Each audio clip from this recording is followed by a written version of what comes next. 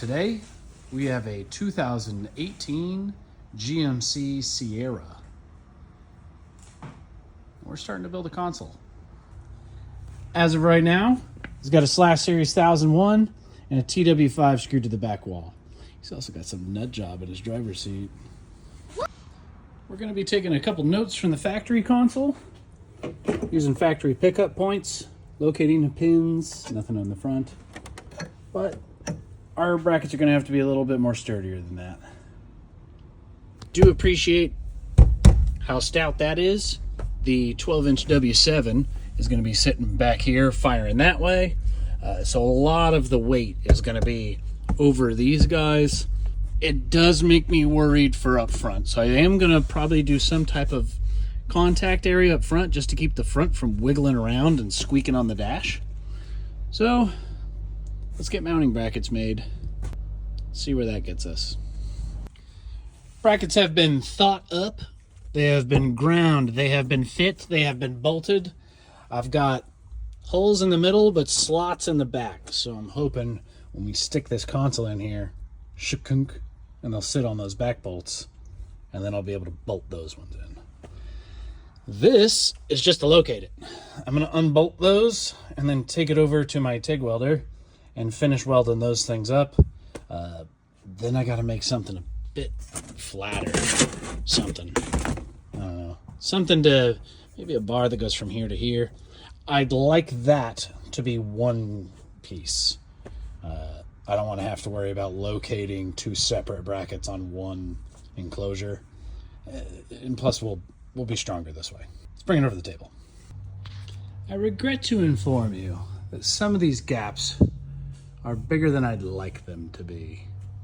Now, all of the weight of this box and enclosure is probably going to be sitting on this one, which is what I've focused on. So those are tight enough. Those are tight enough. That one's tight enough. The rest of it is just to make sure it don't rock, you know? That one will be all right. No, it's not too bad. That one. Ugh. Ugh. Ugh. So I'm going to grab my welding stool. And I'm going to get to welding.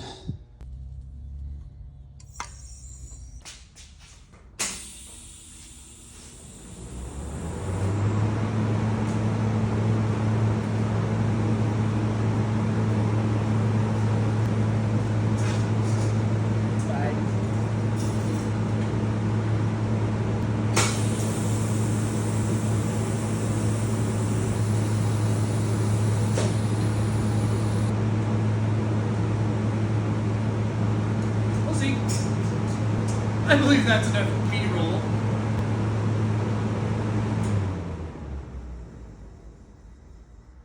I'll show you the first one.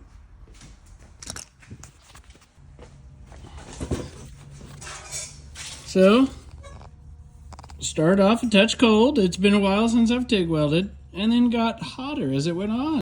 I'm a stereo guy, not a welder. So I gotta do the rest of them. Now, excuse me while I start blasting Sabrina Carpenter.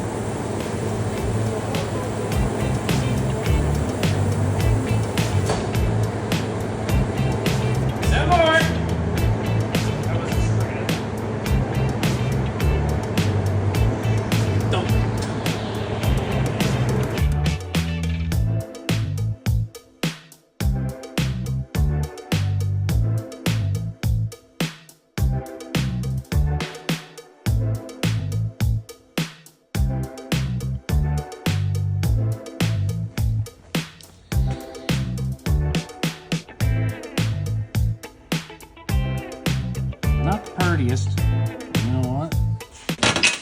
It's not going anywhere. Now I just need to do the brace to connect them down the center. It's not so much a brace for structure as it is just to keep the brackets relative to themselves. Keep them separated.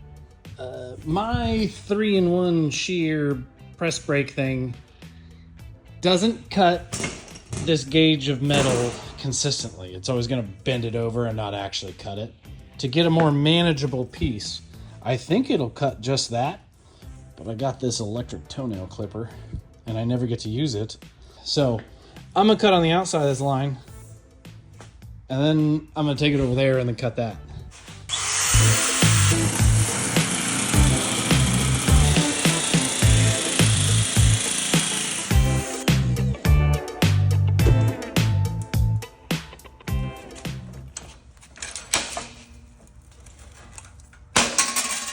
Ooh, it cut all the way through. Cool. That's a long one.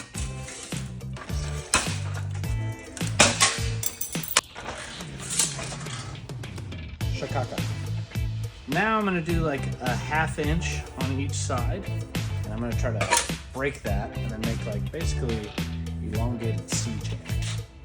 Oh yeah, let me do the ultimate faux pas. Ooh, wait a minute. I'm going to take a skosh off of this.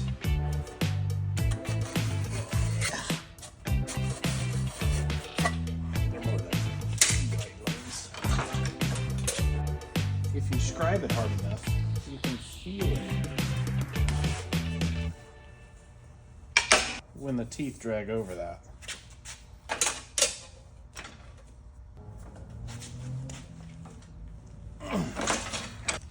We go over here and we grind a little bit, and we'll get that thing to drop right in there. All right, a little bit of notching, a little bit of belt sanding. We've got that. And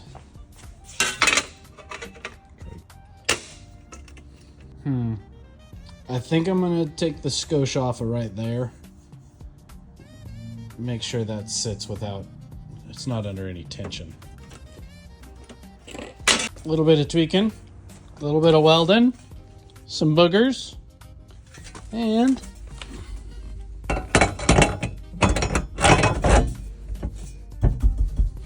sits back there. Not bad. A little bit of a swoopty on there. Now to grind it to make it look nice, and then we can powder coat it and mount the enclosure to it. All right, that's enough of that.